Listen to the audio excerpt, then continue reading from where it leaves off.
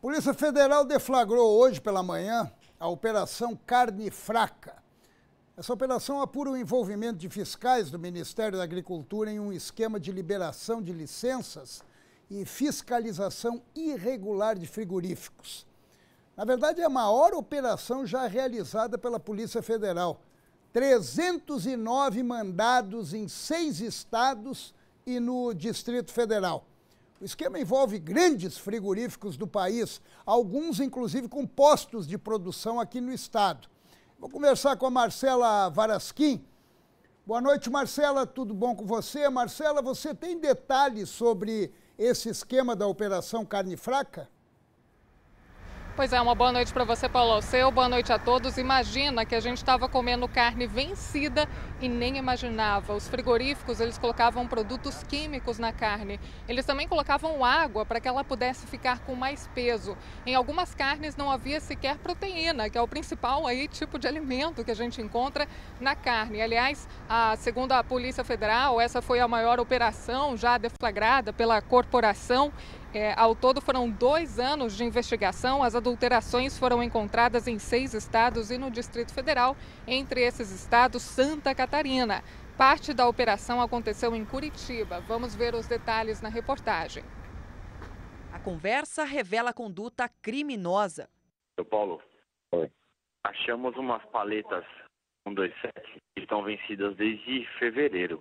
Anda embora ou deixa na produção para eles usar? Deixa na produção para eles usar. Durante a manhã, policiais cumpriram 309 mandados judiciais e 38 deles de prisão. Nesse outro áudio obtido pela polícia, mais um flagrante do descaso com o consumidor. O problema é colocar papelão lá dentro do CMS também, né? Tem mais essa ainda. Eu vou ver se eu consigo colocar em papelão. Agora, se eu não conseguir em papelão, daí infelizmente eu vou ter que condenar. Aí tu pesa tudo que nós vamos dar perda. Não vamos pagar em rendimento isso. De acordo com as investigações, os fiscais do Ministério da Agricultura recebiam propina para emitir certificados para os frigoríficos, mesmo sem nenhuma fiscalização. Em troca, as empresas ganhavam carta branca para comercializar produtos fora do período da validade e até carnes contaminadas. Eles usam ácidos, outros elementos químicos que são proibidos por lei ou em quantidades muito superiores às admitidas por lei. Entre as empresas investigadas estão BRF, Seara e JBS. A polícia também investiga a conduta de um frigorífico fornecedor de merenda escolar no Paraná. É trocada por fécula de mandioca ou proteína da soja, que é muito mais barata do que a carne, então é muito mais fácil o empresário substituir.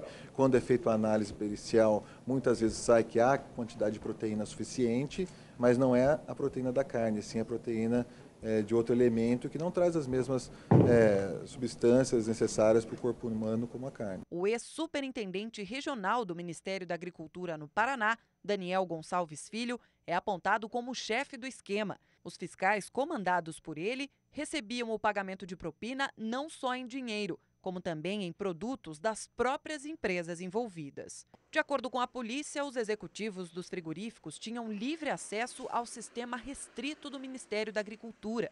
Eles também eram informados previamente sobre fiscalizações e recebiam certificados de exportação, mesmo sem a visita dos fiscais.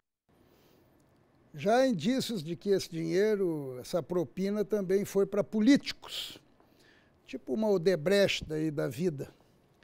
Essa operação, mais uma operação da Polícia Federal, confirma que chegamos definitivamente no fundo do poço.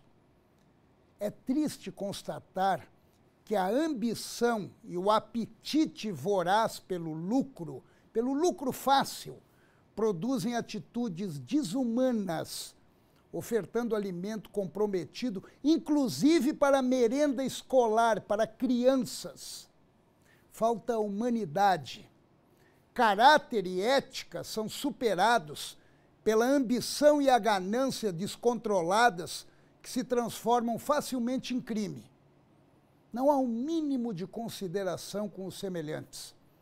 Há um foco fixo nas vantagens pessoais, sem medir consequências e muito menos respeito. Depende muito de cada um de nós mudar essa cultura que se estabeleceu no país abastecida por uma hipocrisia cada vez maior. Continua preponderando uma total inversão de valores, onde o importante é ter e não ser. E nesse jogo de vale tudo, as referências humanas são desconsideradas para que as materiais tomem espaço. Estamos percorrendo um caminho muito perigoso, que exige uma mudança de rumos se a intenção é valorizar o ser e não exclusivamente o ter.